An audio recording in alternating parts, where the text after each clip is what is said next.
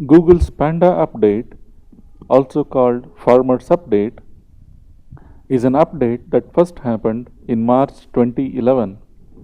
Since then, there have been several Panda updates. Panda looks at mainly on-page factors. How it basically works is they have a panel of expert site quality raters look at a whole bunch of sites.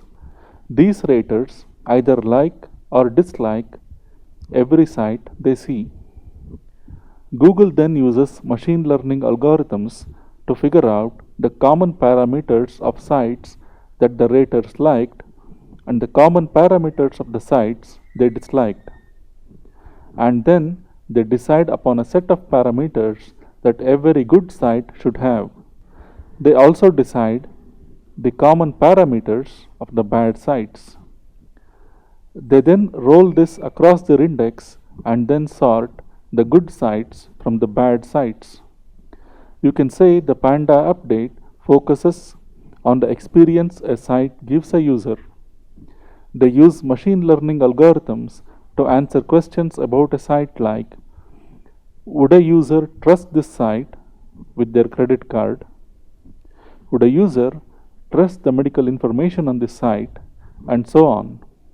So, what are the things you can do to pass the Panda test with flying colors? You would want to focus on design and user experience.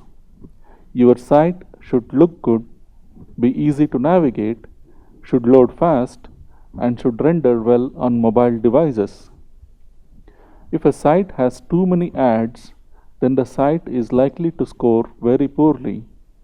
If a site has too little content and looks like a cheesy sales pitch, then the site is almost certain to score very poorly. If the graphics do not look good and the site looks like one of those old HTML sites that were built in 1995, then it is very likely to score very poorly. If the pages are very slow to load, it certainly will affect user experience negatively.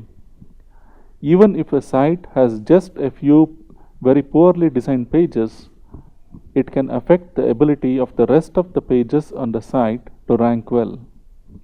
Some sites do not render well on mobile devices. That would affect the site negatively as well. Content quality. It's no longer sufficient that your content is good, unique, and grammatically correct. The bar has been raised. Your content should be share-worthy. Anyone who sees it should want to share it. A few years ago, a lot of SEOs would write articles that were between 300 to 500 words long. These were all mostly unique, grammatically correct pieces of content, and that used to be sufficient to rank. That is no longer the case. To rank, a page needs to be much more than that now. At least 1500 to 2500 words of extremely informative content that's unique and grammatically correct and have a good number of unique and relevant images or videos. And the page needs to be well designed and visually appealing so that users spend a good amount of time absorbing the content and possibly share it as well. User metrics. In addition to design and content, Panda also considers usage metrics. How many people click through from the SERPs to the page? How much time they spend on the page? How many pages they browse once they visit the site? How many people just bounce off the page and go back to the SERP results? And how many people visit your site directly? You would want to note that the Panda algorithm does not take into account the number and quality of links or the social signals a site has. And this is done on purpose. A site may have really good links from very high authority and topically relevant domains. But if it does not provide a good user experience, all of the links and authority may not matter. the site will be pushed down the SERPs.